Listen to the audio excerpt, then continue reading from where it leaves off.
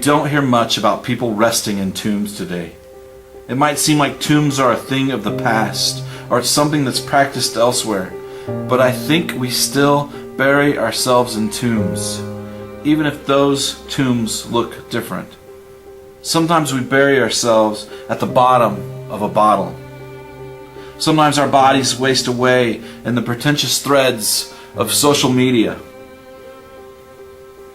Sometimes we find ourselves dead and buried in the give and take of heartless text messages. And what about relationships that entomb us? Betrayed friendships? Bitterness that scorns forgiveness?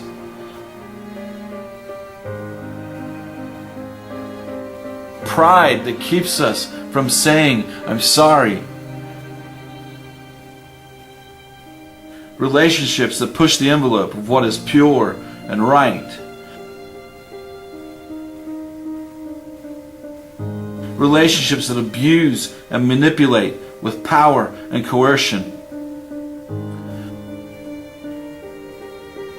Tombs today can have buttons and joysticks, making us feel like control is possible as we play like puppets, wired to a world that's completely unreal. Tombs can be green. They praise dead men's faces. It's the currency of a finite empire. And tombs can smell good and taste even better, providing an aftertaste, though, of guilt and of shame. Sometimes we bury ourselves in doubt. Or maybe our tomb is our shame. Maybe our tomb is a list of rules and they hover over us, reminding us that failure is what we do best. Tombs can be the reflection in a well-polished mirror. The stone that seals the tomb of narcissism is a heavy and unrelenting one. Tombs can be built by prideful stones, as one hollow earthly accomplishment is stacked upon another. Tombs can be a well-dressed muse, scantily clad, easy on the eyes, and sexual desires are mistaken for living.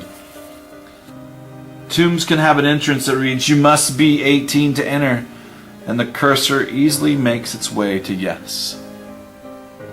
Tombs entertain us with a binge of streaming television.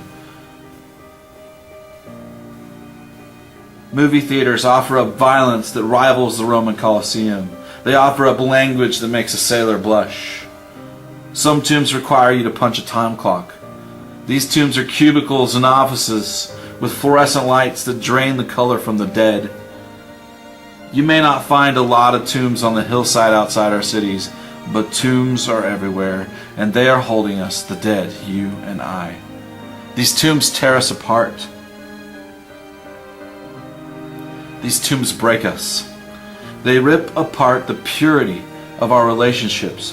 They rip apart the sanctity of our marriages. They tear away the hope that should exist in humans created in God's image.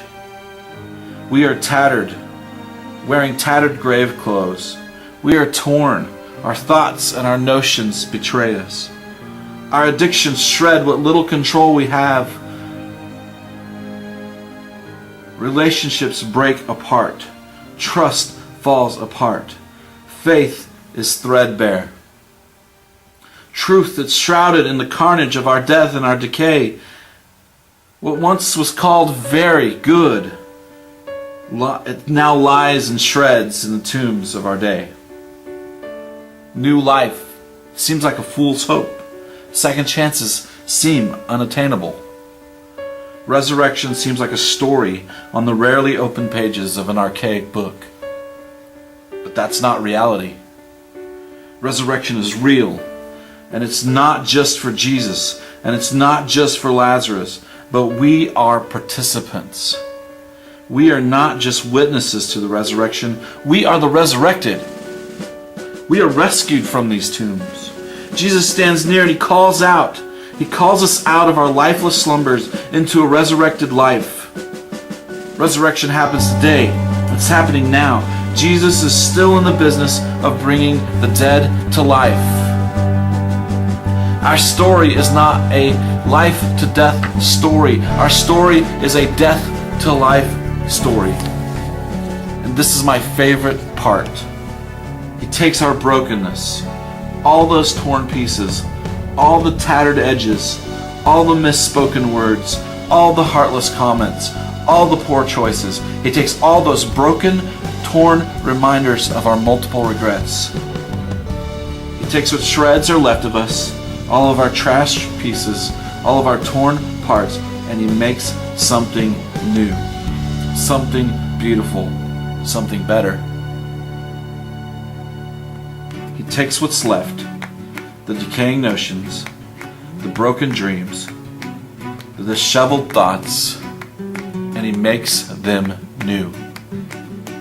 Out of our dead hands, He takes a breathless life and breathes new life into it.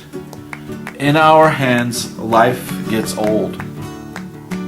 But in the nail-scarred hands of Jesus, life is made anew.